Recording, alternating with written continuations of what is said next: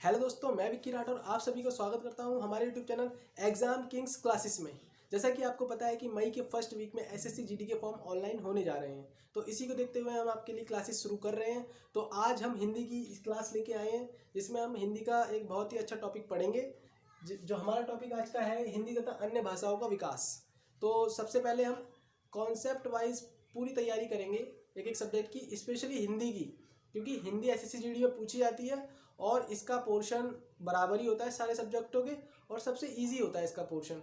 तो हम सारी चीज़ें करेंगे। तो आज हम हिंदी की क्लास लेके आए हैं आपके लिए, जिसमें हम हिंदी तथा अन्य भाषाओं का विकास पढ़ने वाले हैं।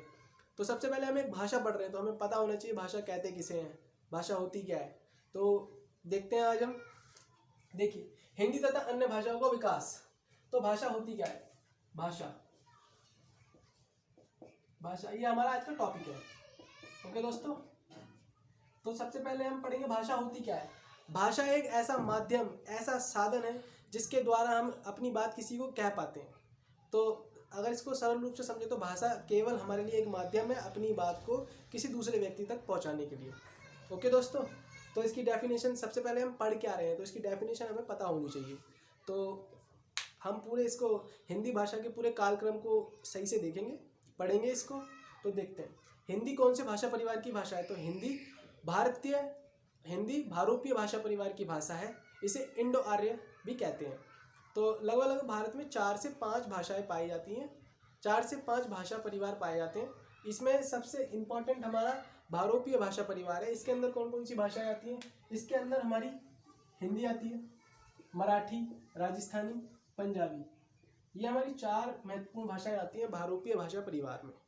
ओके दोस्तों, तो हम देखते हैं कि हिंदी, आधुनिक हिंदी का जो विकास हुआ है, तो उसका विकास किन किन भाषाओं से होके गुजरा है, कौन कौन सी भाषाएं हमें और भी देखने को मिली इस पूरे आधुनिक हिंदी के विकास क्रम में। तो इसी के क्रम को हम देखेंगे। हिंदी जो है सबसे पहले भारत में आर्य आए, ऐसा इतिहास में कहा जाता है। तो सबसे पहले भारत में आर्य आए, और आर्य को ऐसा कहा जाता है कि आर्य लोगों को संस्कृत आती थी। तो संस्कृत ही हिंदी की आदि जननी मानी जाती है। संस्कृत एक ऐसी भाषा है जो हमें कई भाषाओं में देखने को मिलती है। ठीक है दोस्तों, तो हिंदी की आदि जननी संस्कृत मानी जाती है। संस्कृत भी 2 पार्टों में विभाजित है, एक तो वैदिक संस्कृत और एक लौकिक संस्कृत। वैदिक संस्कृत हम किसे कहेंगे? वैदिक संस्कृत वो भाषा थी जो पहले के समय में ब्राह्मण लोग, संभ्रांत लोग, मतलब जो लोग पढ़े लिखे होते थे, जो शिक्षित वर्ग होता था, वो इस भाषा का इस्तेमाल करता था। ये भाषा इतनी सरल नहीं थी, आम बोलचाल में इसका इस्तेमाल करना कठिन होता था। तो इसी का बदला हुआ रूप एक लौकिक संस्कृत आया। लौकिक संस्कृत एक ऐसी भाषा थी जिसका इस्तेमाल आम बोलचाल में आराम से किया जा सकता था। ठीक है, तो लौकिक संस्कृत हमारी आम बोलचाल की भाषा थी, और वैदिक संस्कृत हमारी प्रशासनिक भाषा थी। जो शिक्षित वर्ग था वो इसका ज़्यादा इस्तेमाल करता था। तो ये हमने देखा। उसके बाद हमारी लौकिक संस्कृत के बाद हमारी पाली भाषा आई। पाली वो भाषा है जिसके अंदर आपने देखा होगा कि गौतम बुद्ध के ग्रंथ में, इतिहास में काफ़ी ग्रंथ गौतम बुद्ध के हमें देखने को मिलते हैं इसमें। तो दूसरी भाषा है उसके बाद प्राकृत में महावीर स्वामी के ग्रंथ में देखने को मिलते हैं। प्राकृत के बाद अपभ्रंश भाषा आई। अपभ्रंश बहुत ही इंपॉर्टेंट है भाषा, जिसमें कई भाषाओं का विकास छुपा हुआ है। आगे हम जब पढ़ेंगे तो अपभ्रंश को पूरे डिटेल में पढ़ेंगे कि इसमें कौन कौन सी भाषाएं आई, तो इस चीज़ को हम देखेंगे।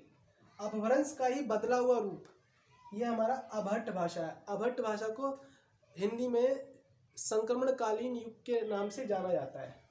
जो अभट्ट भाषा है इसको हम संक्रमणकालीन युग के नाम से भी जानते हैं। इसका जो समय रहा है वो रहा है 900 से 1100 ईस्वी तक। 900 से 1100 ईस्वी तक अभट्ट में कुछ बदलाव हुआ और उस कारण हमारी हिंदी भाषा बनी। तो हम देखेंगे इसको। ओके दोस्तों, तो ये पूरा कालक्रम आप समझ गए होंगे हिंदी का क्या कालक्रम रहा है।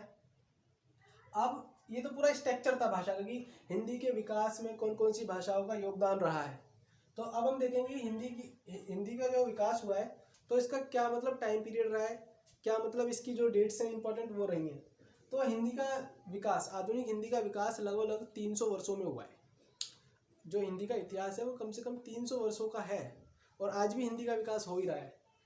ठीक है, तो हमने 3 पार्टों में विभाजित किया है। इसमें प्राचीन हिंदी आती है, प्राचीन भारतीय आर्य भाषा हिंदी, दूसरी मध्यकालीन आर्य भाषा, तीसरी आधुनिक आर्य भाषा। ठीक है दोस्तों, तो सबसे पहले हम देखेंगे प्राचीन हिंदी को, प्राचीन भारतीय आर्य भाषा। इसके अंदर हमारी 2 भाषाएं आती हैं, एक तो हमारी वैदिक संस्कृत और दूसरी हमारी लौकिक संस्कृत। ये दोनों प्राचीन भारतीय आर्य भाषा की भाषा है। इसका जो समय रहा है वो 1500 से 500 ईसा वर्ष पूर्व का समय रहा है हमारी प्राचीन भारतीय आर्य भाषा का। इसके अंदर हमारी 2 भाषाएं हैं, वैदिक संस्कृत और लौकिक संस्कृत। जो हमारी वैदिक संस्कृत है उसका टाइम पीरियड रहा है 1500 से 1000 ईस्वी, 1500 से 1000 ईसा पूर्व का समय रहा है। दूसरा हमारा लौकिक संस्कृत है, इसका समय 1000 ईस्वी से 500 ईसा वर्ष पूर्व तक, 1000 ईसा वर्ष पूर्व से 500 ईसा वर्ष पूर्व तक का इसका समय रहा है। ठीक है, ये दोनों हमारी प्राचीन हिंदी की भाषा थी। दूसरा हमारा जो ये हमारा मध्यकालीन आर्य भाषा है, इसके विकास में कौन कौन सी भाषाओं का योगदान रहा है उसको हम देखते हैं। इसमें सबसे पहले हमारी आ जाती है पाली भाषा। पाली का जो समय काल रहा है वो 500 ईसा वर्ष पूर्व से लेकर 1 ईस्वी तक रहा है। यहाँ आप कंफ्यूज मत होना, ईस्वी और ईसा पूर्व और ईस्वी में। ईसा पूर्व का मतलब है ईसा के जन्म से पूर्व का समय, और ईस्वी का मतलब है ईसा के बाद का समय जो अब चल रहा है।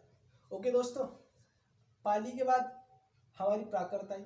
प्राकृत भाषा का 1 ईस्वी से 500 ईस्वी तक का समय रहा है। उसके बाद अपभ्रंश आई। अपभ्रंश का जो समय काल है वो क्या रहा है, इसका 500 ईस्वी से लेके 1000 ईस्वी तक का इसका समय रहा है। ठीक है दोस्तों, यहाँ दिख नहीं रहा होगा आपको, मैं इसको यहाँ लिख देता हूँ, इसको मैं यहाँ लिख देता हूँ। 500 ईस्वी से लेके 1000 ईस्वी तक हमारी अपभ्रंश का रहा है। अपभ्रंश को हम बड़ी डिटेल से पढ़ेंगे, इसमें कई भाषाएं शामिल हैं। उसके बाद अपभट्ट भाषा, इसका समय काल मैंने बताया आपको 900 से 1100 ईस्वी तक का। फिर हमारी आधुनिक हिंदी आ जाती है। हमारी हिंदी आ जाती है, मेनली हमारी हिंदी आ जाती है। हिंदी को भी हमने 3 पार्टों में विभाजित किया हुआ है, इसको देखते हैं।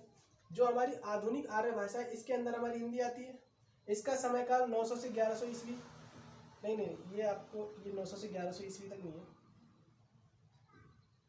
नहीं सही लिखा है, 900 से 1100 ईस्वी तक, ईस्वी तक इसका समय रहा है। इसमें 3 भाषाएं हमारी शामिल है, इसमें हमारी 3 भाषाएं शामिल है, प्राचीन हिंदी, मध्यकालीन हिंदी और आधुनिक हिंदी। प्राचीन हिंदी का समय 1100 से 1400 ईस्वी तक रहा है। उसके बाद हमारी मध्यकालीन हिंदी आती है। मध्यकालीन हिंदी का समय 1400 ईस्वी से लेकर 1850 ईस्वी तक रहा है। उसके बाद हमारी आधुनिक हिंदी, जिसका समय काल 1850 से लेकर अब तक माना जाता है। 1850, इसको मैं आगे देता हूँ, 1850 से लेके अब तक हिंदी का विकास हो रहा है। तो हमने तीनों डिटेल में पढ़ लिए, इतना ही एग्जाम में आता है, इससे बाहर कोई क्वेश्चन नहीं आएगा। अगर आपसे हिंदी भाषा के विकास का कालक्रम पूछा गया, पूरा कैसे विकास हुआ, कौन कौन सी इसमें भाषाएं शामिल है, इसकी सेकंड क्लास जो होगी हमारी, वो होगी इसकी हिंदी की 17 बोली जो है, 17 विभाषाएँ, 5 विभाषाएँ और 17 भाषाएँ जो हैं, उसके ऊपर हम डिटेल से पढ़ेंगे। इसमें से क्वेश्चन आ जाता है पेपर में।